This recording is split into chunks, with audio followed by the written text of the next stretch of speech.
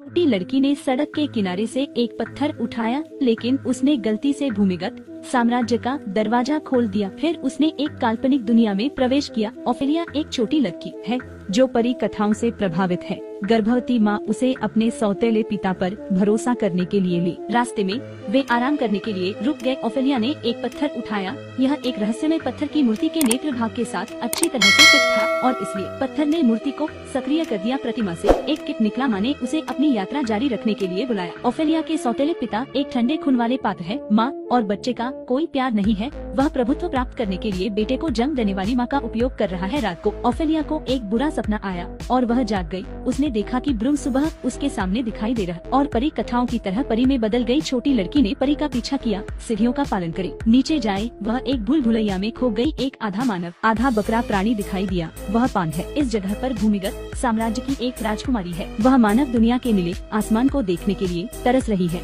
इसलिए वह मानव दुनिया में घुस गए। लेकिन सूरज ने उसकी सारी यादें मिटा दी, जिसने उसे मानव जगत में कष्ट दिया। और ओफेलिया भूमिगत साम्राज्य की राजकुमारी है। पान ने उसे एक पुस्तक सौंपी। पुस्तक में केवल 3 कार्य पूरे करें और फिर वह राज्य की राजकुमारी के रूप में वापस आ सकेगी। साथ ही उसे अकेले में देखने को कहा। ओफेलिया ने किताब खोली। अंदर सफेद पन्ने हैं। अगले दिन उसने खुद ही किताब खोली। पुस्तक के अंदर वास्तव में सांवली थी। इससे ओफेलिया काफी उत्साहित हो गई। छोटी लड़की पहला मिशन करने गई। एक पुराने पेड़ के नीचे एक राक्षस मेंढक रहता था। ओफेलिया को जादू के पत्थर को मेंढक के पेट में डालना था। यह एक सुनहरी कुंजी प्राप्त करेगा। अंधेरे में मैला पेड़ के छेद में जो बहुत गहरा था और जिसका पता लगाना मुश्किल था, अंदर एक राक्षस मेंढक है। ओफेलिया ने सोचा कि वह कैसे जादू के पत्थर को निगल जाएगी। बहुत जल्दी ओफेलिया को मेंढक के पेट से सुनहरी चाबी मिली। इसके बाद दूसरा मिशन है। यह सबसे खतरनाक मिशन भी है। रात को पैन फिर से ओफेलिया को खोजने गया। उसने उसे दूसरे कार्य के लिए जाने के लिए कहा। उसकी माँ अस्पताल के बिस्तर पर पड़ी है,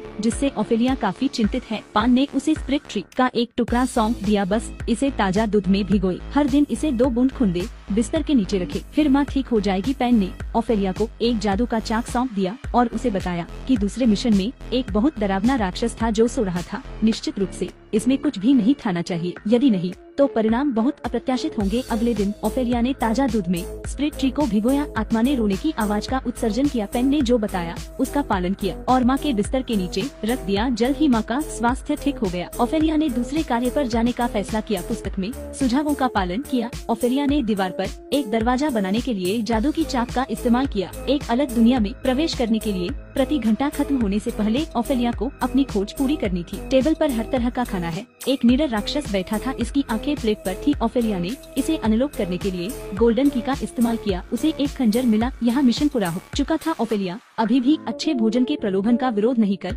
सकी। वह एक अंगूर लेती है। डरावनी चीजें तुरंत हुई।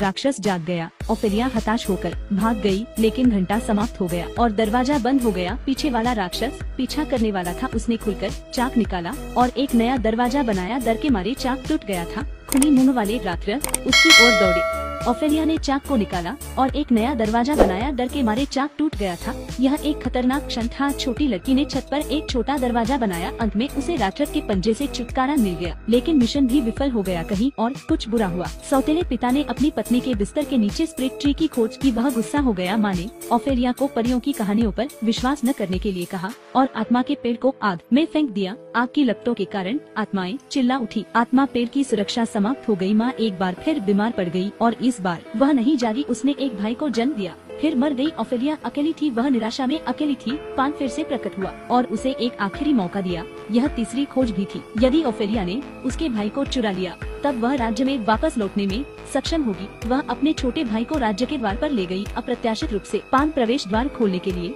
एक नवजात शिशु के ताजा रक्त का उपयोग करना चाहता था। ओफेलिया अपने भाई को नुकसान नहीं पहुंचाना चाहती थी। वह सहमत नहीं थी। भूमिगत साम्राज्य में लौटना असंभव है, नहीं उसके भाई को चोट लग सकती है। सौतेले पिता को पता था कि उनके बेटे का अपहरण कर लिया गया है। उसने पीछा किया। ओफेलिया को हवा से बात करते देख वह उसके पास गए। उसने बच्चे को पकड़ लिया, फिर बेरहमी से ओफेलिया को गोली मार दी भूल भुलैया से बाहर निकलने के बाद सौतेले पिता ने अपने बेटे को गले लगाया। अप्रत्याशित रूप से विरोधी पक्ष के लोगों ने लंबे समय तक इंतजार किया था। विरोधियों की बंदूक से सौतेले पिता की मौत हो गई। ओफेलिया खून के एक पुल में पड़ी है। ताजा खून भूल भुलैया के नीचे गिर गया। एक चमकदार पीली रोशनी दिखाई दी। उसकी आत्मा पृथ्वी के राज्य में लौट आई। राजा और रानी छोटी लड़की के मृत माता पिता है। उन्होंने ओफेलिया को बताया उसके भाई को बलिदान करना या नहीं, यह उसकी आखिरी चुनौती है। आखिरकार ओफेलिया राज में लौटने में सक्षम थी। जब पीली रोशनी गायब हो जाती है, वास्तव में ओफेलिया मरने वाली है। यह एक अंधेरे परी की कहानी है। ओफेलिया के लिए अंधेरे और दर्दनाक वास्तविकता से निपटना मुश्किल था। यह लड़की एक परी कथा की तरह जीवन के लिए